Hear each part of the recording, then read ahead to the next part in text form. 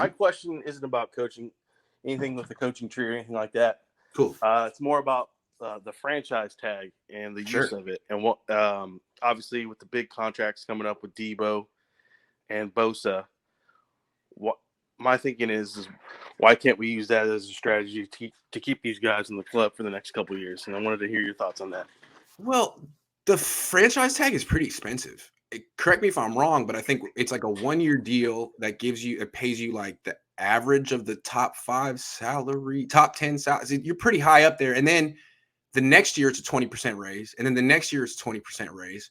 So for someone like Bosa, it may not save you money. For Debo, I think it's interesting because they could say, well, we've given you more carries than targets the last X games. Technically, we're allowed. I mean, they could try to tag him as a running back, which is way cheaper than tagging him as a wide receiver. And then Debo, the relationship would be ruined forever. But didn't the Saints try to do this? No, it was Jimmy Graham who tried to do it. He said they're tagging me as a tight end, but they use me as a wide receiver. I should get paid more. Anyway, that could be one thing. I was looking at some of the other teams around the league and what they've done, and Chicago did it with Allen Robinson. That seemed like it was a kind of a bust because he didn't really do much this year. But yeah, I think it's better to franchise tag like low priority positions like kickers, positions that are cheap. That's what we did last week with Robbie Gould. But I was thinking because the way our team is structured right now, it seems like it's impossible for us to have a top flight quarterback salary with all the players that we have on the team right now. And I guess that's good that we have Trey Lance on a rookie deal.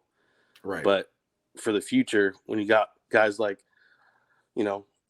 the best right tackle in the league, one of the best defensive ends, one of the best, running back, wide receiver. Yeah, wide back. It's like, how do you keep all these salaries and build around it?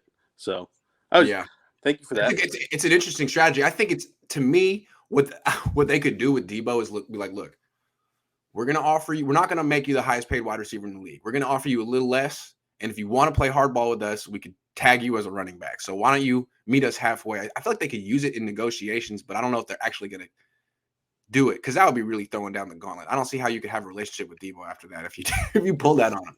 But they could, that, man. But I thought he's had more carries and catches the last half a season, right? Exactly. Yeah. My thinking was that we can delay those big contracts for a year for each of those guys and kind of layer them over each other. But the thing that's nice about giving the extension and not doing that is that you check like for Kittle, they extended his contract, but the first 2 years of the extension were still cheap.